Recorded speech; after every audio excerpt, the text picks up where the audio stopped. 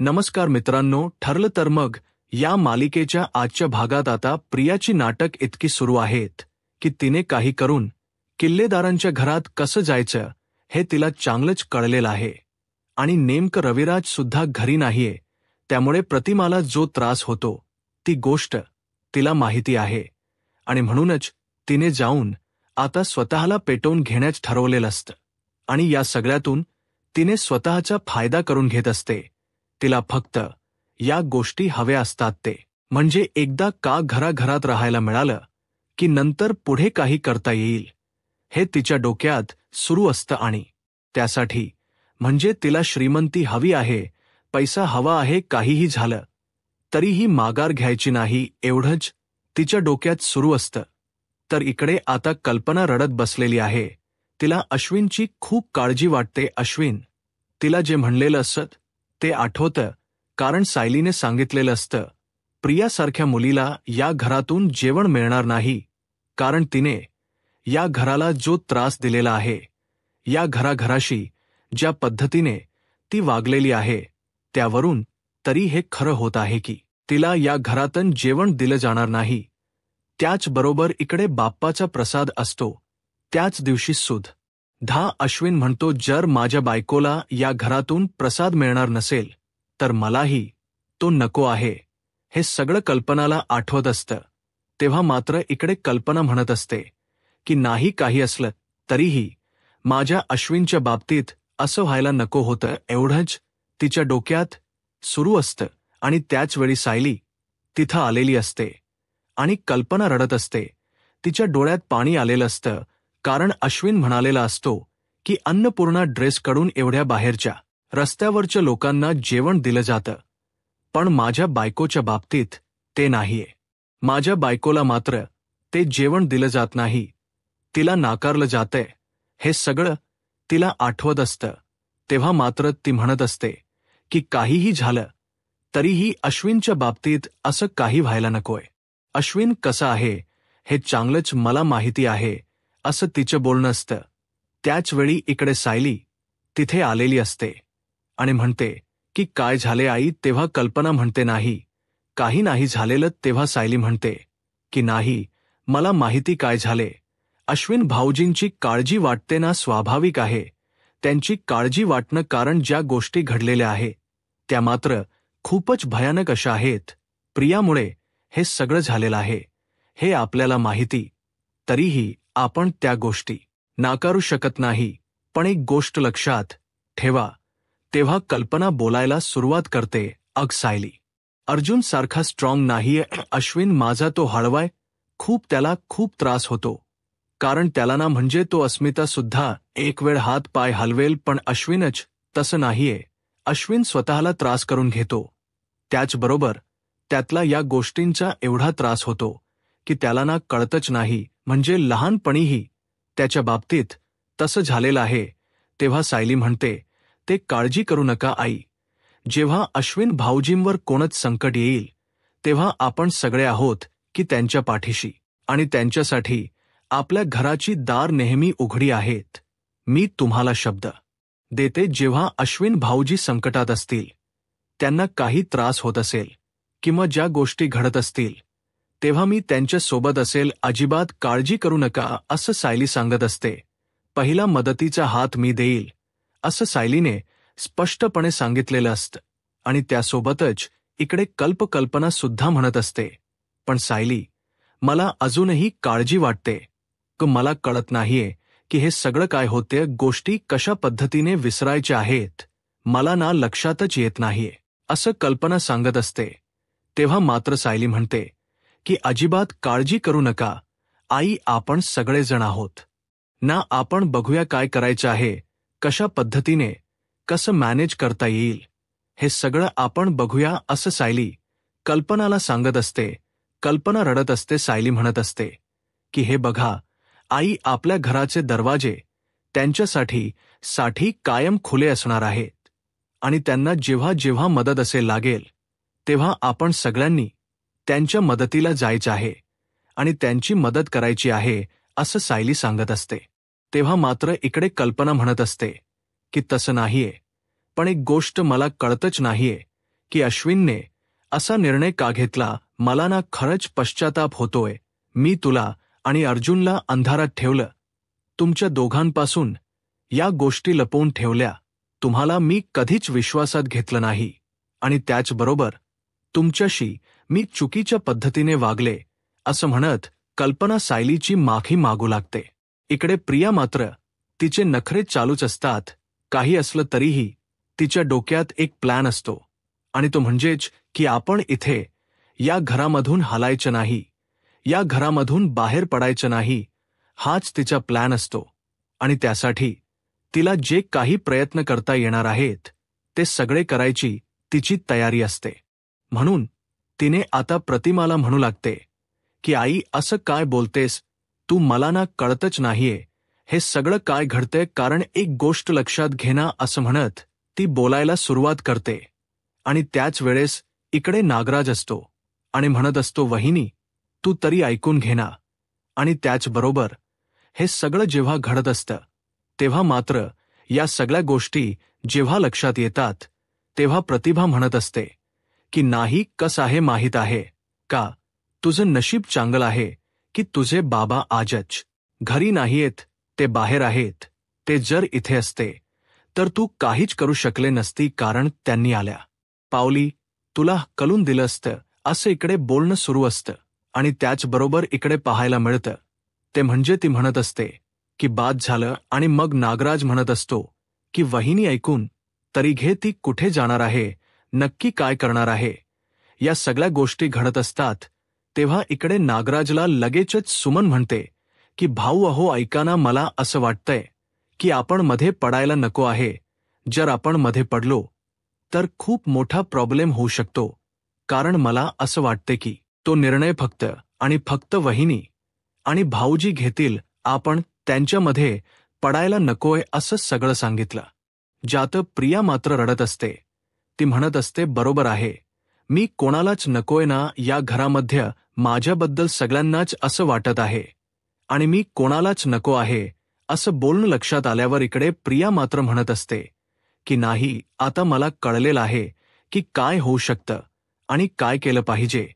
हे सगळं जेव्हा घडत असतं तेव्हा मात्र इकडे प्रियाचे नखरे वेगळे सुरू असतात. तिला मात्र त्रास होत असतो कारण तिला ऐश्वर्मात राहायचं आहे आणि त्या ऐश्वर्मात राहण्यासाठी ती कोणत्याही थराला जाऊ शकते. हे मात्र आपल्या सर्वांना माहितीच आहे. आणि मग अश्विन रियाला म्हणत असतो की तन्वी चल आपण जाऊया असं बोलणं चालू असतं आणि तेव्हा मात्र इकडे प्रियाला घेऊन तो निघणार असतो. तर प्रिया त्याच्या आधीच तिथून निघून जाते. जेव्हा प्रिया तिथून निघून जाते तेव्हा मात्र काही गोष्टी घडत असतात आणि मग प्रिया तिथून निघून जाते. ती कुठे गेली नक्की काय झालंय माहीत नसतं आणि त्याचवेळी इकडे पाहायला मिळत की सायली कल्पनाची समजून घालत असते. ती म्हणत असते की मला ना कळत नाहीये की नक्की काय करायचं आहे, गोष्टी कशा पद्धतीने मॅनेज करायच्या आहेत तिच्या लक्षात येत नसतं. आणि तेव्हा मात्र इकडे कल्पना म्हणत असते की पण अश्विनच्या बाबतीत आपल्याला निष्काळजीपणा करून चालणार. मग अश्विनच्या बाबतीत निष्काळजीपणा करून चालणार नाही म्हटल्यावर सायली म्हणते काळजी करू नका आई, आपण सगळेजण त्यांच्या मदतीला असणार आहोत आणि त्याचबरोबर सगळं काही व्यवस्थितच होणार आहे असं सायली सांगत असते. आणि आई तुम्ही बिंदास्त रहा कारण अश्विन भाऊजींच्या बाबतीत त्यांना कुठलाही त्रास होऊ द्यायचा नाही. आपण सगळेजण त्यांच्या मदतीला धावून जायचं आहे आणि मी तुम्हाला शब्द देते काहीही झालं तरीही अश्विन भाऊजी बरोबर आपण सगळेजण कायमस्वरूपी असणार आहोत. कल्पना कोणाला वाईट वाटत असतं. ती म्हणत असते की मी अंधारात ठेवलं, तुम्ही सांगत होता की नको लग्न करू पण मी ऐकलं नाहीये, त्याच्यानं तन्वीचं लग्न लावून दिलं आणि तुम्हाला दोघांना मी कळूही दिलं नाही. या गोष्टींचा मला त्रास होतोय. तन्वीशी लग्न झालं नसतं तर माझा अश्विन सुखी झाला असता. तुला आठवतं ना सायली मागही काय झालं होतं, कारण त्याच्या आयुष्यात ती मुलगी आलेली होती आणि जेव्हा ती मुलगी निघून गेली तेव्हा अश्विनच्या अवस्था काय झाले तू पाहिलीस ना, असे इकडे कल्पना बोलत असते आणि तेव्हा मात्र ती रडत असते. तेव्हा सायली म्हणते, काळजी करू नका, आपण आहोत ना. इकडे आता महिपच्या डोक्यात वेगळाच प्लन शिजत आहे, कारण महिपला असं वाटत असतं की तिची चुंदरी 1.5 दमडीची ती जेलमधून सुटू शकते. मग माझी मुलगी का नाही? तीन जर काही कारस्थान करून जेलच्या बाहेर आली असेल तर ती जेलमधून बाहेर आली, मग त्याने वकिलांना बोलावलेलं असतं आणि तो म्हणत असतो की काय हे. तेव्हा वकील मात्र बोलायला सुरुवात करतात की महिप्त साहेब, काल ना तुम्ही जे केलं ते करायला नको होतं, असं महिपच्या बाबतीत वकील बोलत असतात. आणि तेव्हा मात्र इकडे जेव्हा या सगळ्या गोष्टी घडत असतात आणि त्याच वेळेस महिप्त म्हणत असतो की एक गोष्ट लक्षात ठेवायची कायमस्वरूपी, कारण हे सगळं जे काही घडत आहे ना ते वेगळं आहे, असं तो सांगत असतो. आणि आत्ता तुम्ही इथे आहात, मला प्रश्न नाहीत विचारायचे, कायमस्वरूपी लक्षात ठेवायचे आहे की मला कुठलेही प्रश्न विचारायचे नाहीत, कारण मला प्रश्न विचारलेले आवडत नाहीत, असं म्हणत इकडे महिप्त सांगत असतो, मला फक्त एकच उत्तर हव्य, माझी मुलगी का सुटत नाहीये आणि ती जेलातून कधी बाहेर येणार? जर माझी मुलगी जेलातून बाहेर आली नाही तर मी काय करू शकतो माहितीये, मी काय काम करू शकतो हे माहिती, कारण माझं काय काम आहे तुम्हाला माहितीच आहे. असं इकडे बोलणं चाललेलं असतं. आणि तेव्हा मात्र तो वकील म्हणत असतो की हो महिप्त शेठ, नका काळजी करू, आपण करूया काहीतरी. तेव्हा तो म्हणतो की वकील कोण आहे तुम्ही, त्यामुळे काय करायचं आहे ना ते तुम्हाला ठरवायचं आहे, मला त्याच्यातलं काहीही सांगायचं नाही, फक्त माझी मुलगी बाहेर आली पाहिजे एवढंच मला माहिती आहे. त्याचबरोबर इकडे पाहायला मिळतं की अर्जुन मात्र विचार करत असतो. अर्जुन म्हणत असतो, कुठे ठेवल असेल 3 गाठोड, जर 2 गाठोडी गायब आहेत तर टलिस्ट तीच गाठवड तरी इत सापडू शकतं ना, असं अर्जुनच्या डोक्यात आलेलं असतं. आणि अर्जुन मात्र त्याच गोष्टी बोलत असतो. इकडे अश्विन बॅग घेऊन बाहेर आलेला असतो. प्रतिमा त्याचबरोबर सुमन दोघेही तिथे असतात आणि जेव्हा त्या पाहतात तेव्हा प्रिया आता समोर दिसते. अश्विन म्हणू लागतो की तन्वी काय करते हे, कारण प्रियाने रॉकेलचा कॅन आणलेलं असतं आणि ते कॅन आता ती स्वतःच्या अंगावरती ओतून घ्यायचं ठरवत असते. हा सगळा तिचा ड्रामा असतो हे तर आपल्याला माहितीच आहे. ती कशी आहे, ती काय करू शकते याबद्दल आपल्याला चांगलंच माहिती आहे. परंतु आता तिला माहिती आहे प्रतिमाला आगीचा त्रास होतो आणि म्हणूनच तिचे हे नखरे झालेले असतात. तेव्हा अश्विन म्हणत असतो की तन्वी प्लीज ऐकून घे, काही वाटेल ते करू नकोस, जरा समजून घे परिस्थिती काय आहे. प्रिया म्हणत असते की नकोय ना, तुझ्या आई वडिलांकडे गेलो तिथेही त्यांना नकोय, तिथं आलो इथं माझ्या जन्म दिलेल्या आईला पण मी नकोय, मग मी काय करायचंय, मला नाही जगायचं, असं म्हणत तिची नाटक चालू झालेली असतात. आणि मग ती अश्विनला जोर असा धक्का देते. अश्विन जाऊन कोलमडीन पडतो. अश्विन पुन्हा तिला वाचवण्यासाठी येत असतो, कारण अश्विनच्या डोक्यात एवढंच आहे की आता सध्या आपल्याला हिची काळजी घेणे गरजेचे आहे, कारण ती पॅनिक झालेली आहे. दोन्ही घरातून तिला नाकारलेलं आहे.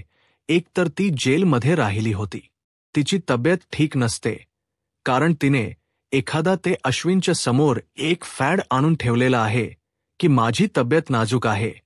आणि मग अश्विन त्याच पद्धतीच बोलत असतो. तेव्हा मात्र अश्विनला जराही विचार येत नाही की आपण जे काही केलेलं आहे त्याच्यामुळे हे सगळं घडतंय, हे अश्विनच्या लक्षातच आलेलं नसतं.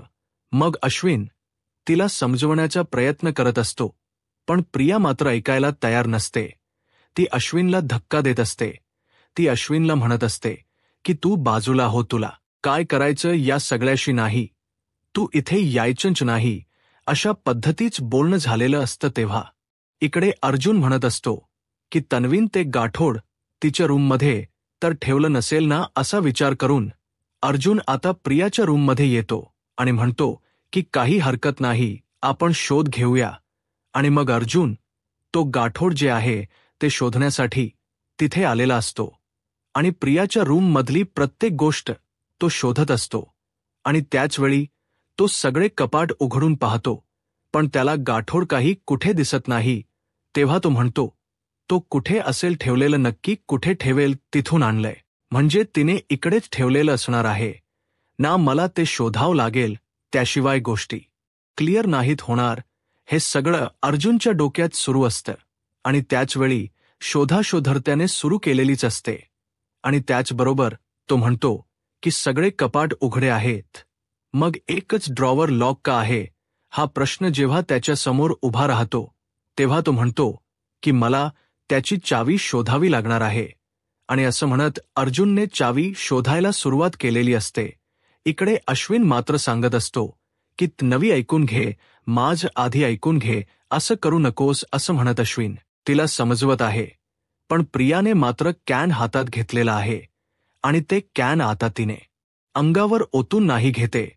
प्रियाचे नखरे बघा तुम्ही. तिला फक्त आगीची भीती प्रतिमाला दाखवायचे म्हणून ती ते कॅन आहे ना ते अंगावर नाही घेते. ती बाजूला ओतत आहे कारण तिला बाजूने आग लावायचे आहे. पण इकडे प्रतिमा मात्र घाबरली पाहिजे आणि तिने आपल्याला घरात घेतलं पाहिजे, एवढाच या प्रियाचा प्लन असतो.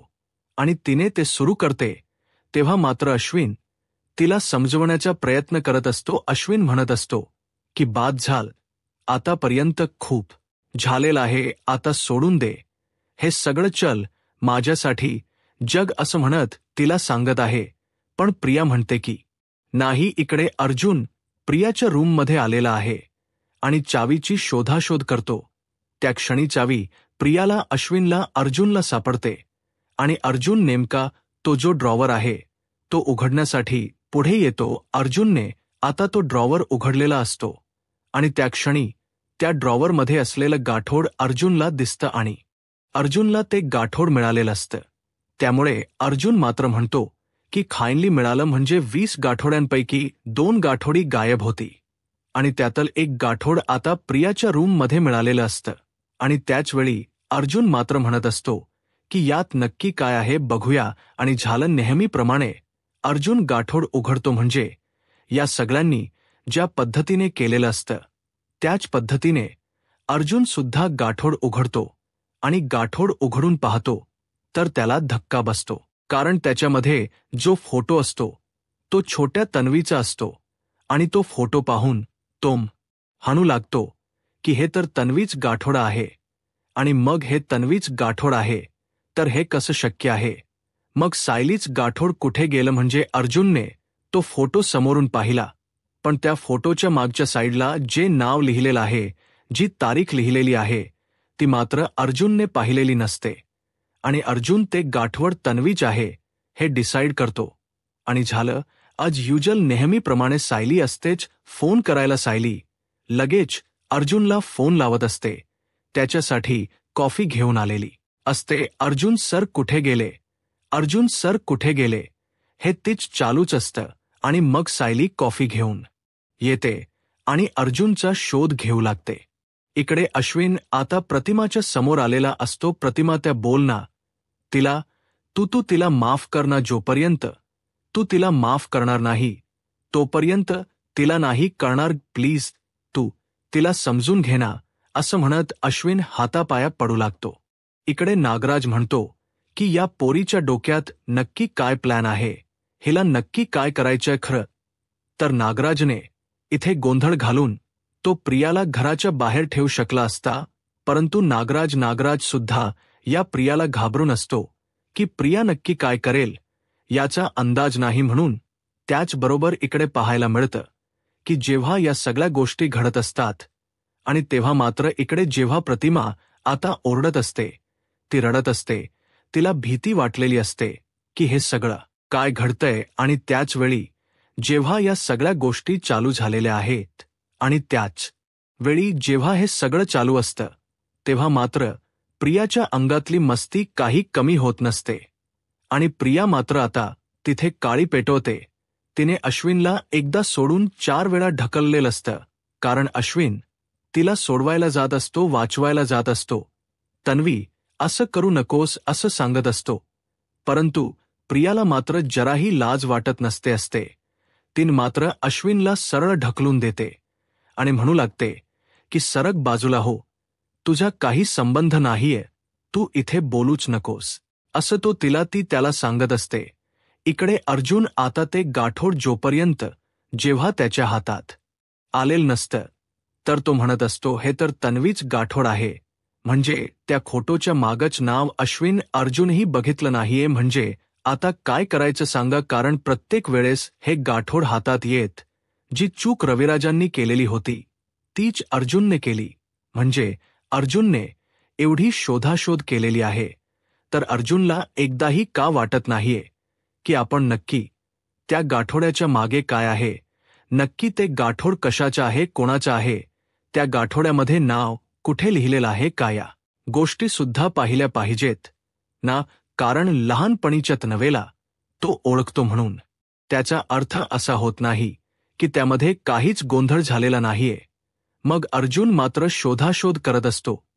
त्याचवेळी अर्जुनच्या लक्षात येतं की म्हणजे हे गाठोड जर तिने सासरी आणून ठेवलेलं असेल तर दुसरं गाठोड जे आहे ते तिच्या माहेरी असू शकतं. म्हणजे सायलीच गाठवड तीन तिकडे ठेवलेलं असेल हा विचार त्याच्या डोक्यात आलेला असतो आणि तो म्हणत असतो की नाही, मला ना वेगळंच काहीतरी वाटत आहे. तर इकडे जेव्हा या सगळ्या गोष्टी घडत आहेत तेव्हा अर्जुन म्हणतो की मला ना तिकडे रविराज काकाकडे गेल पाहिजे, ते गाठोड मला ना तिथेच सापडेल असा विचार चालू झालेला असतो. आणि तेव्हा मात्र इकडे अर्जुन आता विचार करत असतो आणि तिकडे जायचं तो ठरवतो. सायली अर्जुनच्या मागे शोधत आलेली असते, फोन लावत असते. तेव्हा अर्जुन म्हणत असतो की नाही, मला आता वेगळ्याच गोष्टींची शंका यायला लागलेली आहे. कदाचित सायली इकडे येऊ शकते हा विचार त्याच्या डोक्यात. आणि त्यावेळी मात्र इकडे सायली म्हणत असते की नाही, मला ना नक्कीच काहीतरी वेगळं वाटत. ते अंगणात येते. जेव्हा अंगणात तिला अश्विन आणि प्रिया दिसत नाहीयत तेव्हा ती म्हणू लागते की नाही, हे नक्की कुठे गेले असतील. म्हणजे प्रतिमांकडे तर गेले नसतील ना असं तिच्या डोक्यात येत. आणि अर्जुनला ती म्हणते की चला आपल्याला तिकडे गेलं पाहिजे, कारण मला असं वाटत की प्रिया तिकडे जाऊन वेगळाच गोंधळ घालणार आहे. अर्जुन म्हणतो असतो, काय सांगतेस. खर अर्जुनला पण आता गाठोड शोधण्यासाठी रविराजकडे जायचंच असतं आणि त्यामुळे इकडे अर्जुन ही तयार होतो. इकडे प्रियाला शेवटी आता प्रतिमा म्हणालेली असते की येऊन राह तू घरात, असं नको करूस असं म्हणालेली आहे. आणि त्याचवेळी अर्जुन सायली सुद्धा आता तिकडे जायला निघालेले आहे, कारण सायलीला माहिती आहे की प्रिया तिकडे जाऊन राहणार आहे. म्हणून सायलीने हा निर्णय घेतलेला आहे. आता पुढे काय होईल हे पाहायला आत्ताच माझा महाराष्ट्र या यूट्यूब चॅनलला सबस्क्राईब करा. धन्यवाद.